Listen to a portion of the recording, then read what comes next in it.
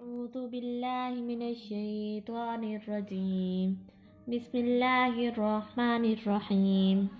معزز سامعات اور میری ہم ساتھیوں، السلام علیکم ورحمۃ اللہ وبرکاتہ۔ امید ہے کہ آپ خیریت سے ہوں گی اور میری دعا ہے آپ ہر قسم کی آفات و مصیبت وغیرہ سے محفوظ ہوں گی۔ آمین ثم آمین یا رب العالمین۔ آج میں آپ کو بتاؤں گی کہ آپ صلی اللہ علیہ وسلم نے کتنے غزوات اور کتنے سریے کیے، لیکن سب سے پہلے آپ میرے چینل کو سبسکرائب ضرور کیجیے گا، لائک بھی ضرور کیجیے گا۔ اب ہے کہ غزوہ اور سریہ میں کیا فرق ہے۔ جس قتال اور جہاد میں آپ صلی اللہ علیہ وسلم نے بنفس نفیس شرکت کی ہو، اس کو علماء سیر کی اصطلاح میں غزوہ کہا جاتا ہے، اور جس قتال اور جہاد میں نبی کریم صلی اللہ علیہ وسلم نے بنفس نفیس شرکت نہ کی ہو بلکہ کسی کو امیر مقرر فرما کر صحابہ کی جماعت کو قتال اور جہاد کے لیے بھیجا ہو تو اس کو سریہ اور بعثت کہا جاتا ہے۔ اب سلسلہ جہاد کی ابتدا غزوات سے ہوئی یا سرایا سے ہوئی، تو گفتگو اس میں ہوئی ہے کہ آیت مشروع جہاد کے نزول کے بعد جہاد کی ابتدا سرایا سے ہوئی ہے، اور غزوات سے اکثر سیر کی اصطلاح یہ ہے کہ ابتدا سرایا سے ہوئی۔ محمد بن سعد و واقدی کی یہی رائے ہے، لیکن ابن قیم زاد المعاد میں یہی لکھا ہے کہ یہی حافظ ابن حجر اور دوسرے محققین کی رائے ہے۔ لیکن پہلا سریہ حمزہ بن عبد المطلب کا تھا، اور دوسرا سریہ عبیدہ بن حارث کا تھا، اور تیسرا سریہ سعد بن ابی وقاص کا تھا۔ پھر ان تین کے بعد غزوہ بواد، جس کو غزوہ ودان بھی کہتے ہیں۔ اب سریہ حمزہ بن عبد المطلب کا سریہ کیا ہے۔ سریہ حمزہ بن عبد المطلب کے بارے میں یہ حضرات کہتے ہیں کہ رمضان سن 1 ہجری میں حضرت حمزہ بن عبد المطلب کو آپ صلی اللہ علیہ وسلم نے 30 مہاجرین کی جماعت کا امیر مقرر فرما کر سیف البحر کی طرف روانہ ہونے کا حکم دیا، اور فرمایا کہ قریش کے 300 سواروں پر مشتمل اس قافلے کا تعاقب کیا جائے جو ابو جہل کی قیادت میں شام سے آ رہا ہے۔ یہ حضرات گئے، قافلہ قریش کا تعاقب کیا، آمنا سامنا بھی دونوں کا ہوا، لیکن قتال کی نوبت نہیں آئی۔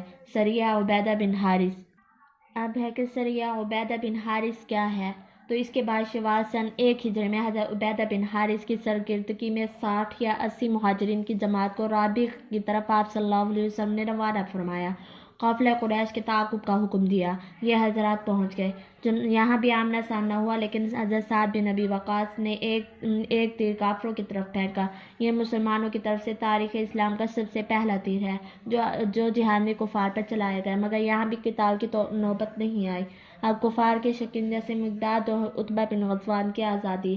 ایک واقعہ یہ ہے کہ مقداد بن عامر، عتبہ بن غزوان 2 صحابی تھے، ایمان لا چکے تھے لیکن کفار کے شکنجے میں گرفتار تھے، ہجرت کا موقع نہیں ملتا تھا۔ یہ دونوں قافلہ قریش کے ساتھ ہو گئے، اس خیال سے کہ اگر کہیں موقع ملا تو نکل بھاگیں گے اور مدینہ پہنچ جائیں گے۔ جب یہ 60 یا 80 مہاجرین کا سریہ قریش کے قافلے کا تعاقب کرتا ہوا پہنچے تو ان کو بہترین موقع ہاتھ آ گیا، اور وہ کافروں سے نکل کر مسلمان میں شامل ہوئے اور مدینہ طیبہ آ گئے۔ قریش کے قافلے کے سردار اکرمہ بن ابی جہل یا مکرز بن حفص تھے۔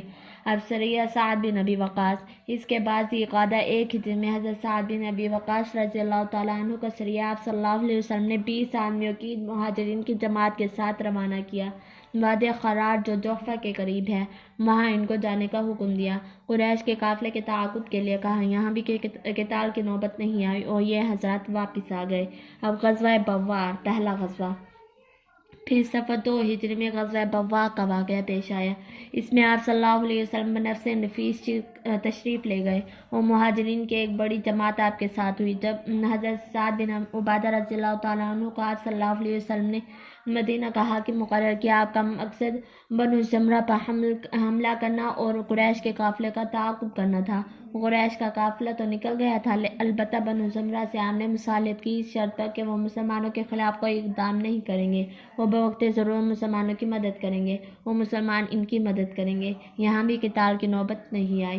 ودان و بوا جو کہ قریب قریب ہے، اس لیے اس کو غزوہ ابوا بھی کہتے ہیں اور غزوہ ودان بھی۔ اب غزوہ بوات۔ اس کے بعد پھر ربیع الاول میں غزوہ بوات کا واقعہ پیش آیا۔ بواد بفتح الواو بضم الواو دونوں طرح پڑھا جاتا ہے۔ یہ ایک پہاڑ کا نام ہے جو ینبع کے قریب ہے۔ آپ صلی اللہ علیہ وسلم اس کے لیے روانہ ہوئے اور آپ کے ساتھ یہاں بھی ایک بڑی جماعت تھی۔ صحابہ کرام کو اس غزوے میں بھی قتال کی نوبت نہیں آئی۔ جس کے تعاقب کے لیے آپ روانہ ہوئے تھے وہ ضد سے نکل گیا اور آپ صلی اللہ علیہ وسلم واپس تشریف لے آئے۔ اس غزوے میں آپ صلی اللہ علیہ وسلم نے صائب بن عثمان بن مظعون کو مدینے کا حاکم بنایا تھا۔ غزوہ عاشورہ 30واں غزوہ۔ اب اس کے بعد جمادی الاولیٰ 2 ہجری میں غزوہ عاشورہ کا واقعہ پیش آیا۔ یہ عاشورہ مقام بھی ینبع کے قریب ہے۔ یہاں آپ صلی اللہ علیہ وسلم مہاجرین کی 200 یا 150 افراد پر مشتمل جماعت ساتھ لے کر گئے۔ یہاں بھی قتال کی نوبت پیش نہیں آئی۔ قافلہ قریش نکل گیا تھا۔ آپ صلی اللہ علیہ وسلم نے اس سفر میں قبیلہ بنو مدلج سے صلح کی۔ اس غزوہ میں ابو سلمہ بن عبد الاسد مخزومی کو مدینے کا حاکم مقرر کیا تھا۔ یہ تین غزوات ہیں۔ محمد بن اسحاق کی رائے یہ ہے کہ سب سے پہلے غزوہ ابواء کا واقعہ پیش آیا اور یہ تینوں سرائے جن کو اکثر حضرات 1 ہجری کا واقعہ قرار دیتے ہیں غزوہ ابواء کے بعد ہوئے ہیں اور یہ 2 ہجری کے واقعات ہیں۔ بہرحال امام بخاری رحمہ اللہ نے سرائے کا لفظ ذکر نہیں کیا۔ انہوں نے ذکر کیا ابواء ثم بواد ثم العاشرہ۔ یہ ترتیب بخاری کی ہے۔ جمہور کی یہی رائے ہے، اگرچہ بعض لوگوں کی رائے یہ بھی ہے کہ غزوات میں عاشرہ سب سے پہلے ہے۔ غزوہ بدر اولیٰ کہ غزوہ عاشورہ سے آپ صلی اللہ علیہ وسلم جمادی الاولیٰ 2 ہجری میں واپس آئے۔ ابھی تقریباً 10 دن آپ کو ہوئے تھے کہ قرظ بن جابر فہری نے مدینہ طیبہ کی چراگاہ پر شب خون مارا۔ آپ صلی اللہ علیہ وسلم کو جب اطلاع ملی تو آپ صلی اللہ علیہ وسلم مہاجرین کی جماعت ساتھ لے کر اس کے تعاقب میں روانہ ہوئے۔ وہ مقام صفوان تک گئے جو بدر کے قریب ہے، لیکن وہ گرفت اور ضد سے نکل گیا تھا۔ آپ واپس آ گئے۔ اس کو غزوہ بدر اولیٰ غزوہ صفوان بھی کہتے ہیں۔ اس غزوے میں بھی قتال نہیں ہوا۔ اس غزوے میں آپ صلی اللہ علیہ وسلم نے زید بن حارثہ رضی اللہ تعالیٰ عنہ کو مدینہ کا حاکم مقرر فرمایا تھا۔ قرظ بن جابر فہری کو بعد میں اللہ تعالیٰ نے اسلام کی توفیق عطا فرمائی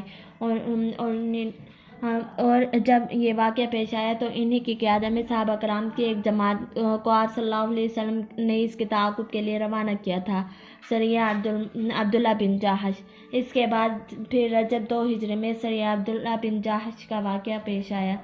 یہ سریہ 12 افراد کی جماعت پر مشتمل تھا۔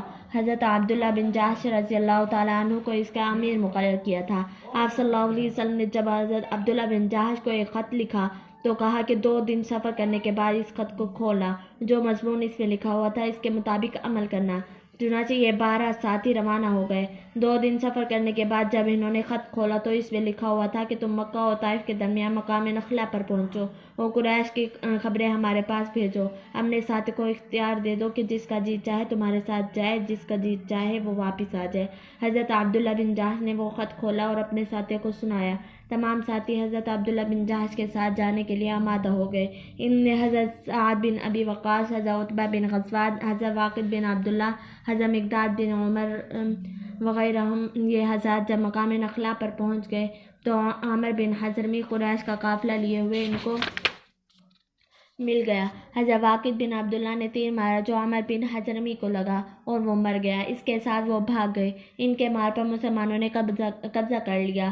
یہ پہلی غنیمت تھی اسلام میں جو مسلمانوں کے ہاتھ لگی تھی، اور عامر بن حضرمی اسلام کی تاریخ میں کافروں کا پہلا مقتول تھا جو مسلمانوں کی طرف سے مارا گیا۔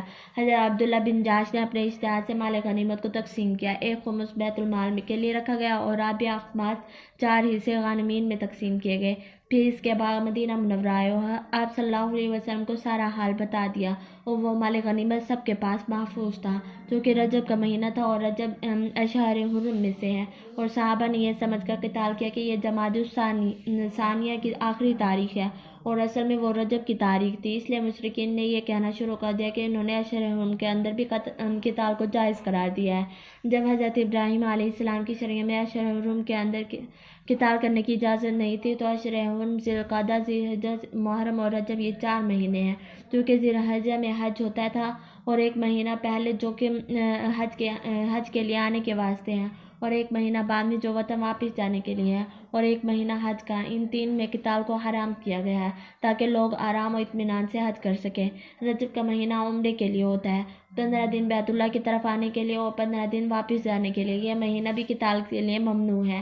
ان مہینوں میں ایک تو حج و عمرہ کے احترام کی وجہ سے قتال ممنوع قرار دیا گیا، اور دوسری بات یہ بھی ہے کہ یہی وہ زمانہ ہوتا ہے جس میں غلہ ایک مقام سے دوسرے مقام کی طرف منتقل کیا جاتا ہے، تو قتال کو ممنوع قرار دیا گیا تاکہ وہ غلہ محفوظ رہے۔ ان 4 مہینوں میں حضرت ابراہیم علیہ السلام کے زمانے سے قتال ممنوع تھا، اور ملت ابراہیمی کے بقایا میں سے یہ بات مشرکین کے ہاں معروف و رائج تھی۔ یہ واقعہ 3 رجب کو پیش آیا۔ مشرکین نے بہت شور مچایا اور قرآن کی یہ آیت نازل ہوئی: یسألونک عن الشہر الحرام، کہ لوگ آپ سے اشہر حرم میں قتال کرنے کے متعلق دریافت کرتے ہیں۔